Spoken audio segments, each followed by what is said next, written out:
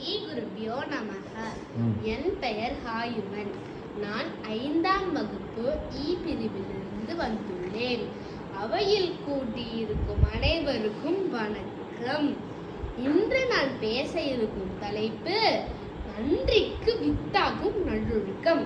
நன்றிக்கு வித்தாகும் நல்லொழுக்கம் தீயொழுக்கம் என்றும் விடுமை தரும் என்பது வள்ளுவரின் கூற்றாகும்.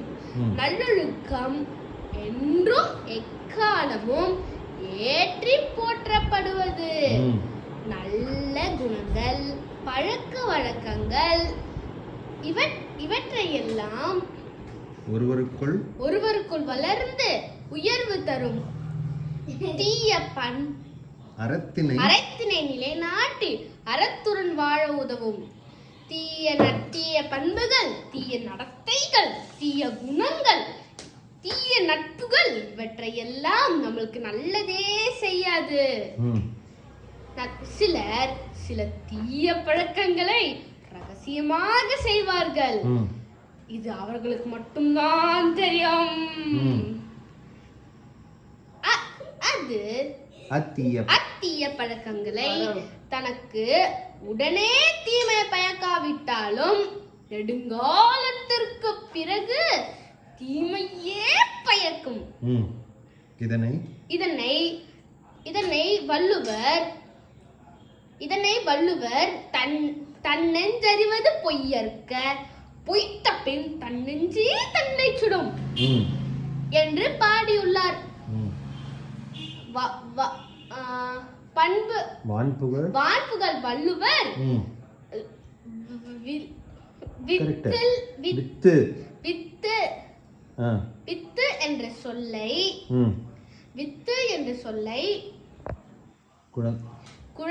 குழந்தையே குறிப்பிடுகிறார். குழந்தை பருவத்தையே குறிப்பிடுகிறார். ஏனென்றால் குழந்தை பருவத்திலிருந்தே நல்ல குணங்களை வித்திடல் வேண்டும். அதனுடைய பலன் நல்ல மரமாக வளரும். ஆனால் மரமாக வளர்ந்த பின் மரத்துடன் தன்மையை மாற்றவே முடியாது. மாற்றுவது மிக மிக கடினம். பொதுவாக பேசும் சொல்,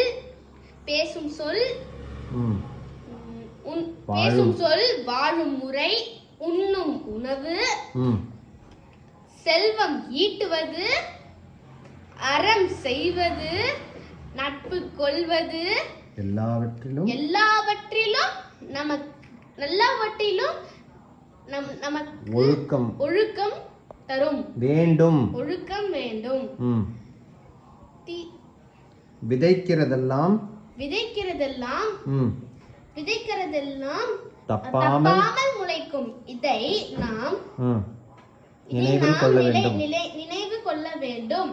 ஆதலால் நாம் நல்லொழுக்கத்தை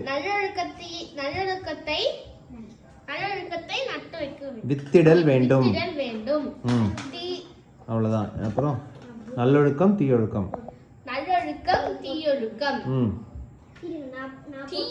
நல்லொழுக்கம் என்ற நல்ல நீரை பாய்ச்சினால் நன்மை என்ற செடி பயிர் முளைக்கும். தீயொழுக்கம் என்ற கெட்ட நீரை பாய்ச்சினால் கேடு என்ற பயிர் முளைக்கும். நல்ல நீரை பாய்ச்சாமல் கெட்ட நீரை பாய்ச்சினால் பயிர்கள் கெட்டு மடிந்து விடும். Last sentence. தீயொழுக்கம் என்றும் இடும்பை தரும். நல்லொழுக்கம் இம்மையிலும் இன்பத்தை தரும். வணக்கம்.